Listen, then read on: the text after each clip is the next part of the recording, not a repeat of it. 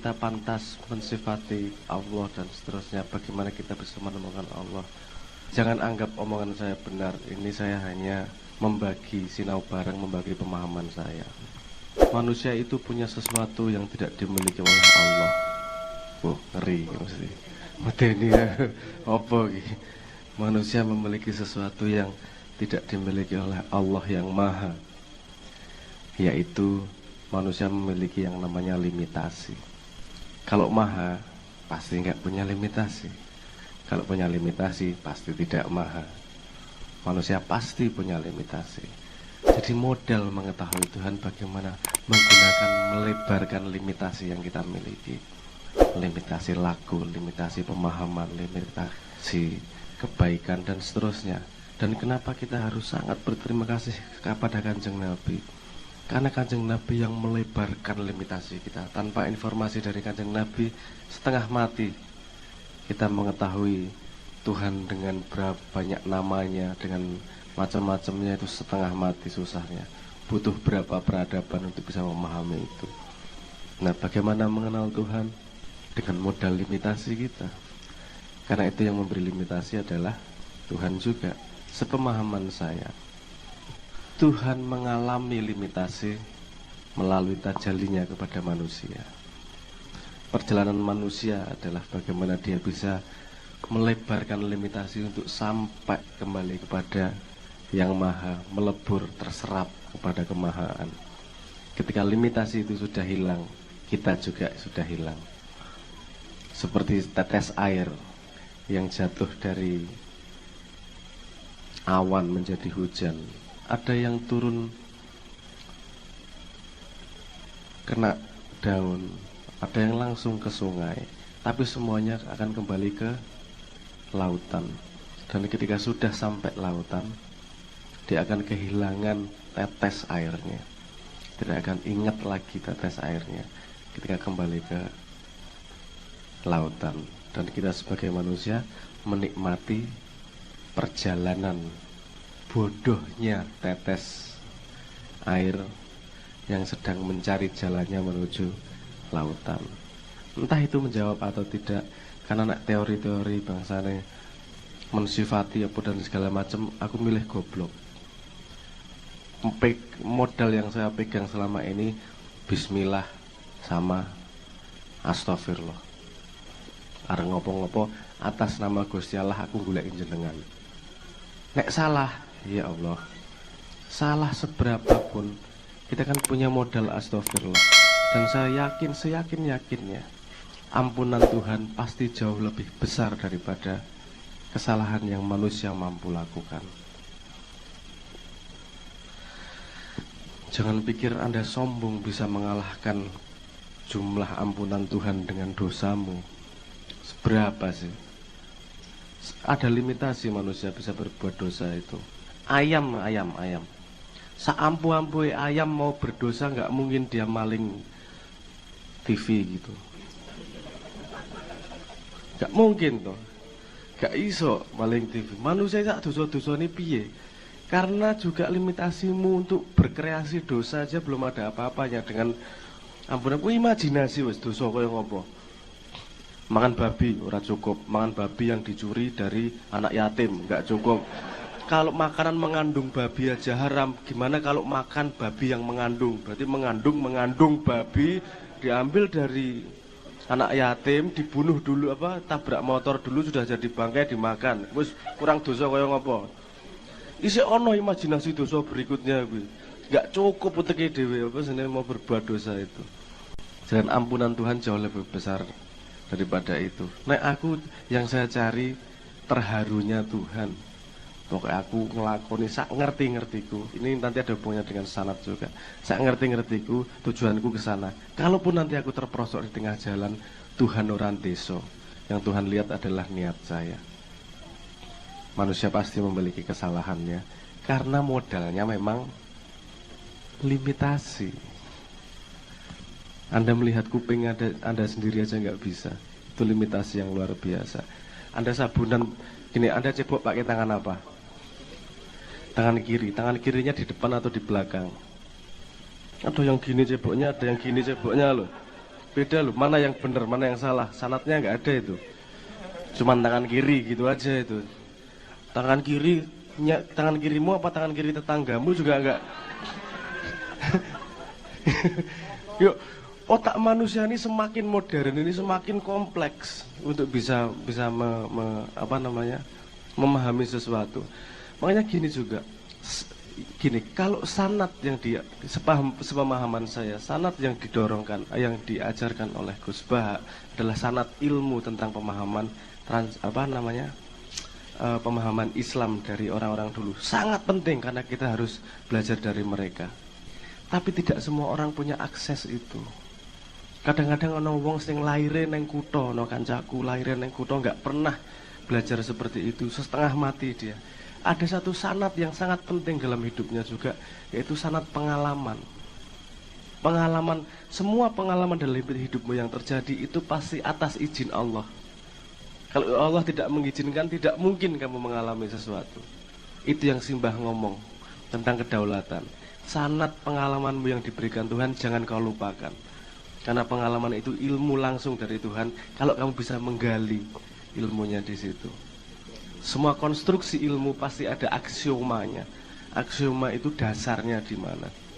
Gus Bah mengajak agar kamu tidak hidup sendiri dari pengalamanmu tok. Ayo kamu belajar dari yang masa lalu juga. Diolah, dipaske karo zaman saiki seperti apa. Karena tidak semua teraplikasi. Lagi-lagi ada ilmu, ada penerjemahan juga. Rasa pedes dibayang. Ketika saya ngomong pedes, di mulut Anda beda-beda loh. Terjemahannya. Ada yang pedes sambel, ada yang pedes lada, ada yang pedes sandal jepit dan seterusnya lah. Pedes omongan, gue ya iso pedes omongan. Hanya dari satu kata pedas saja terjemahnya bisa macam-macam. Itu yang maksudnya ketika ilmu kita mendengar atau membaca, kita punya potensi salah reinterpretasi. Sehingga kita harus membaca banyak. Ada sesuatu yang kita sangat pahami, yaitu pengalaman kita dari kecil. Kita mengalami banyak hal, itu juga bisa dijadikan dasar kita ke arah mana. Karena kita sudah tahu, sudah mengalami benar-benar otentik ilmu kelakone kanthi laku. Kalau kamu tidak melakukan, kamu tidak tahu ilmunya, hanya kamu tidak memahami ilmunya, hanya tahu ilmunya. Jadi dua-duanya sama-sama penting. Nek Simbah ngajak memberi itu karena tidak semua orang punya akses. Kalau Gus Bah, ada loh nih bahannya, kenapa nggak kamu ambil? Yang punya akses terhadap bahan itu pelajari sebanyak-banyaknya. Yang susah, pelajari hidupmu sesungguh-sungguhnya. Karena siapapun di tengah hutan maupun di tengah perpustakaan sama-sama punya kesempatan untuk sampai ke Tuhan asal dia otentik dengan dirinya, kenal kepada Tuhannya. Itu menurut saya. Ngaten nggih. Kalau Anda berpikir bahwa demo itu ingin memecahkan masalah, berarti Anda masih naif. Kenapa 98 bisa gedenya seperti itu? Anda bisa lihat polanya di dunia. Kalau musuhnya adalah satu musuh bersama, gelombangnya akan besar. Itu biaya logistiknya mengerikan, Mas. Jagain orang 10.000 kasih makan sehari 3 kali. Terus Anda pikir yang demo-demo itu punya duit beneran buat 10.000? Pasti ada di belakangnya urusan logistik, urusan manage siapa ke depannya, tekniknya gimana, siapa kemana dan seterusnya. Habis itu ada mastermind-nya juga, ada banyak langkah ke situnya. Di Indonesia demo sampai saat ini setahu saya masih untuk panggung berjoget, panggung karnaval sampai saat ini, karena tidak banyak yang betul-betul menguasai masalah. Senang rame-rame karena sudah merasa berbuat. Itu urusan pengen memenuhi hormon serotonin di dalam dirinya saja. Kalau enggak enak hatinya. Teman-teman, aku tak berbuat lah sebisa mungkin. Pokoknya orang ngerti, pokoknya mangkat. Padahal rakyat itu adalah kekuatan yang sangat-sangat besar. Dia bisa mengalahkan semua kekuasaan, dia bisa mengalahkan kapitalisme rakyat itu. Cuman masalahnya rakyat itu cair, tidak bisa dipadatkan untuk menjadi kekuatan. Tidak mudah, kalau dia menjadi satu aliran, semua habis sama rakyat. Anda besok seminggu berhenti beli McDonald se-Indonesia, deloki nek ra sujud-sujud. Nggak salah lama-lama. Tapi yang membuat kompak itu kan tidak sederhana. Karena setiap orang punya level pemahamannya sendiri-sendiri. Makanya saya pernah berkata, mengkritik gini nih. Mengkritik bukan dalam rangka buruk ya. Mengkritik itu saya pengen menganalisis apa benar atau enggak gitu loh. Saya waktu itu pernah mengkritik revolusi mental. Saya bukannya nggak setuju, saya senang banget kalau bisa terjadi revolusi mental. Tapi sepengetahuan saya sepanjang sejarah yang ada di dunia yang pernah saya baca, tidak pernah terjadi revolusi mental tanpa didahului oleh darurat nasional yang dipahami oleh semua orang. Harus ada daruratnya dulu nih. Bom Hiroshima Nagasaki, Black Plague, bubonic plague di Eropa yang membunuh 6 juta orang sehingga terjadi Renaissance, Great Sting di London, segala macam banyak macamnya. Pasti ada darurat yang semua orang paham dulu. Terjadi revolusi mental langsung semuanya, karena semuanya merasakan harus berubah bersama-sama. Belum ada yang revolusi mental langsung dipimpin sama pemerintah. Ngene wong nyun saya ngomong ya, pemahaman saya semua nabi itu pengen merevolusi mental, dan tidak ada yang bisa melakukannya hanya dengan sekejap. Kalau Islam itu startup, Kanjeng Nabi di Mekah itu 13 tahun startupnya punya user 236 paling, nggak lebih. Startup Islam lah, katakanlah gitu. Kan sedih banget tuh, 13 tahun. Tapi kan revolusi mental memang tidak pernah dilakukan dengan lambat, metodologinya harus jelas. Tapi setelah saya dijelaskan detail langsung, ternyata memang selipnya pada penerjemahan revolusi mental tersebut.